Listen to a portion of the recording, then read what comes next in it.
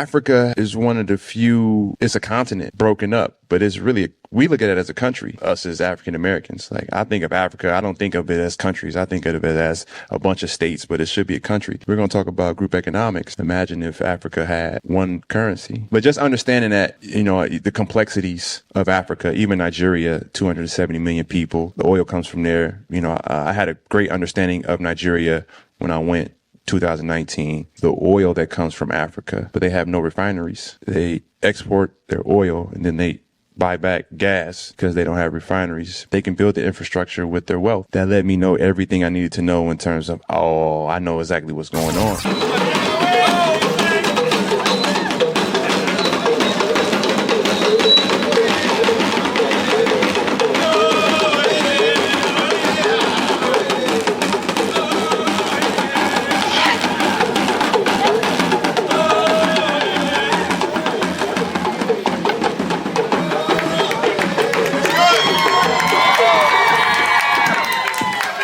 Ghana, what's going on? Oh, we home.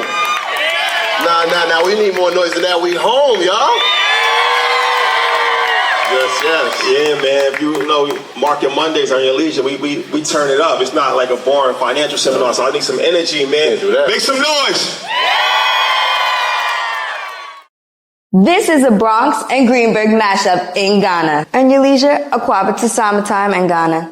Thank you for having us. Now, how you feeling today? Feel good. It's the morning before our big show that we're doing, the last show of our Market Mondays World Tour.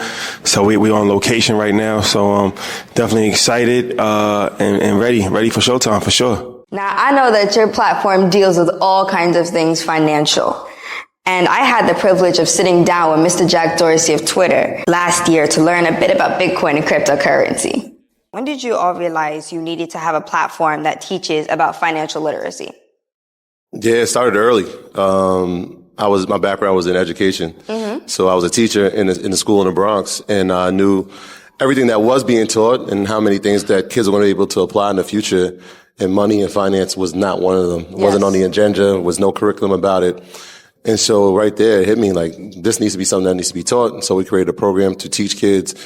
Shadi was already a financial advisor, so he was teaching adults about money, realized that there was no age limit to the amount of knowledge you could have around financial education. And so we kind of created a platform with an ageless approach, right? Everybody can learn at the same pace and everybody can learn different things at the same time. Yes, and I like how Earn Your Leisure is able to talk about all things that have to do with financial literacy, because even at my age, I'm able to pick up some stuff and keep it in my back pocket for when I need it. So That's the goal. Now, at what age did you begin practicing healthy habits with money? And who taught you how to do that?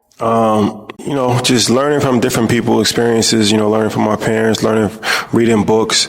But, I would say around, being a late teenager, like 18, 19, that's when I really started to take it serious. Mm-hmm. Reading and learning about stocks, learning about investing. So that was like the first, time when I started to actually, think about, what I wanted to do when I had money. I didn't really have too much money then, but I knew when I did have money, I wanted to make smart decisions. I wanted to be in business. I wanted to invest. So around my late teens is when I really started to, look at money and the opportunities that I might have with it later on. Now that's good, because some teens don't really think about that far in the future. They think of, okay, let me see if I can schedule a party on this day, and let me study for this day. And you are able to think into the future about money and investment and trust. And I think that that's really good. So congrats to you. Thank you. Now, how important is it for children to learn about financial literacy at an early age? Yeah, it's vitally important. It's kind of one of those things that when we looked at the teaching kids, we said, look, if they get it early, think about where they can be. And so if a kid learns at 10 years old, imagine where he is at 16. Yep. The kid who's 16, imagine where he is at 18 when he's trying to go to college, or maybe he's trying to find a career or become an entrepreneur. If they have the financial discipline, then they're going to be way better off than at their, graduating college and trying to figure out now with student loan and all the other things that we said. And so that was always the goal, to reach kids at a very early age, reach them where they're at, find, things that they could find relatable, whether it be from investing in sneakers or in clothing, or finding different assets or brands to create income from. So the earlier they got it, the better they were going to be. That was always the goal. Now, how did you guys come up with the name Earn Your Leisure? Because that just sounds dope on its own. Crazy story. He was starting his social media campaign and kind of wanted a hashtag to go along with the campaign. And I was sitting in the gym with him one day, and I was like, I got one. This is it. I was like, Earn Your Leisure. And, he kind of was like, sounds cool. But he started using it. But the reason I thought of it was because, coming from the Bronx, being raised in Westchester, it almost is like you guys are from upstate, you guys are well off, you guys are silver spoon kids, not knowing that everything that we had or worked to get was earned. Like we were going to school, we were working, 2 jobs, studying, but everybody just saw the results. Nobody ever saw the work. And so it was like, no, everything that we've got, we've earned. And so Earn Your Leisure kind of came the hashtag for the campaign he was running. And when it was time to start the show, we kind of came up with some names. He had a name, I had a name. Probably you didn't agree on it, but Earn Your Leisure was something that he had been using and people really liked. And so when it was time to name the show, yes, it makes sense. It sounds catchy too. Yeah, man. Earn Your Leisure. Earn Your Leisure. There it is. That just sounds dope. That's brilliant. I appreciate it. Now, what are a few things that children can do right now to learn basic principles of having a healthy relationship with money? They can educate themselves. Honestly, I feel like that's the best way. Read. And there's so much information out there right now on YouTube, on, different, even for us, our platform, right, is for all ages. So podcasts, YouTube, books, just really take some time just to learn about money, like learn about how you learn science, how you learn math, how you learn history.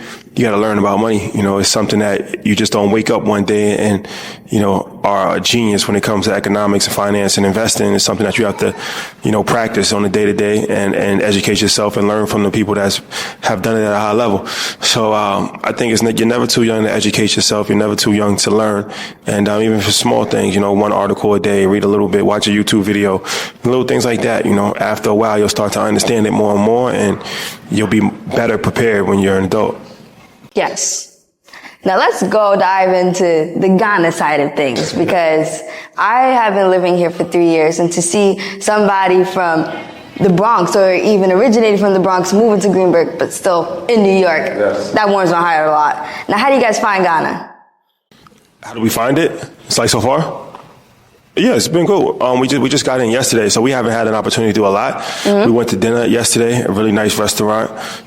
So everybody's been real hospitable and friendly. So everybody has been a lot of good energy. So we're going to be here for I think 10 days. So this is just the beginning of the trip. So you got to ask us when we leave. Yeah, we got to do a full get the recap, a full review. But no, it's been dope. It's good vibes. It's real hot out here. That's true.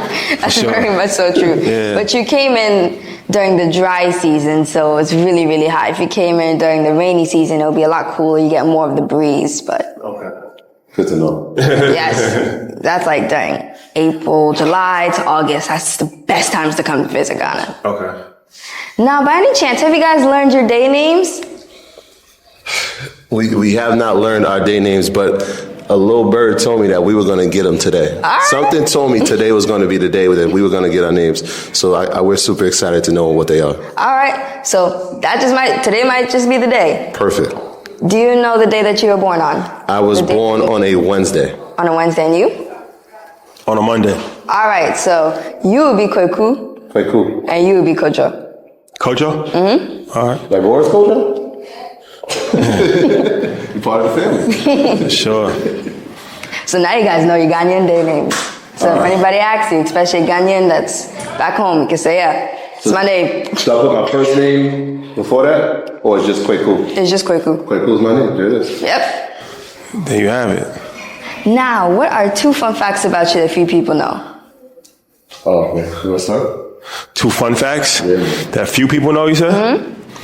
I really like just to do like a lot of adventurous stuff. I went skydiving before. Whoa. Some stuff like that. How was that? It was fun. It was cool. It wasn't as scary as you would think it is, Going up is the scariest part. But once you jump out the plane, it's only a couple seconds. So, I like doing all kinds of stuff like that, like, daredevil type things. Like, I'm like big on like adventure. I like adventures. And then art. I'm real big on art. I used to draw when I was a kid. That was like one of my first passions was art. So definitely, was at one point in time, that's what I was doing all the time, was just drawing. And then I got into sports and, now business. So those are two things that I think people might not be familiar with. I love art too, so. Two fun facts. I am an avid sneaker collector. All right. Yeah, I'm a sneakerhead. What's your favorite type of sneakers? My favorite shoe is the Jordan 11 patent leather Concord, followed by the Jordan 3, both either the cement or the OG whites. Those are my top two. But I love sneakers. I was counting the other day as I'm starting to compile a little bit too much and I don't have space for them. The collection is moving into the six figures if it's not there already. Yo. Yeah. Well, not the amount, not the shoe account, but the amount, the worth, the value of the shoes. And then that's a lot. Yeah. So, yeah. And then I love video games. That was something that I did growing up before there was there was a league for playing games and people were monetizing off it. I was playing it. And so now I've gotten back into it a little bit. I'm teaching my son how to play football through video games. And so it's like, flashback time. I still can't let him beat me though. So, So with all the things that you like to do from art to sports, do you find that you can combine it with the business side? Yeah, for sure. We blend culture with everything that we do. So whether it's fashion, music, sports, art, all of that, is part of the gumbo of Earn Your Leisure. So yeah, we offer that in every aspect of what we do. Yeah, I mean, I just add to it because that was one of those ways on the track. How do we relate to kids? Mm-hmm. And so I taught a lesson about the appreciation of a shoe, right? And so like a Concord that came out was $160. Mm-hmm. If you bought it, on off market, or you bought it like a StockX and they sold it for $360, there's 100% markup on it. And so we started teaching appreciation through that. And so StockX became almost like the stock market because kids related to sneakers. But yeah, even e-games, like I said, people are monetizing on that. Yes. If they're good enough, you can make money. So there's always ways to incorporate. Everything is a business. So we always find avenues and roads that point to it. Yes. Thank you so much for your time, guys, or Medasi rather in Tree, which means thank you. Madazi? Yes. Is that right? Did I say it right? Yep. Good job. So you said thank you to us, right? Yes, Medasi. So how do we say you're welcome? There's no you're welcome, but you can say Mesu Medasi, which means thank you also. Oh, Mesu Medasi. Yes, you guys got it right. Good job. Yeah, you ready to go. Yeah, take us outside on the street. Well, I look forward to seeing you guys again, and thank you so much. Oh, thank you. The Bronx should be proud. Yes, the Bronx will be very proud. Thank you. Thank you. We are telling our stories. Until next time on Summertime. Appreciate it.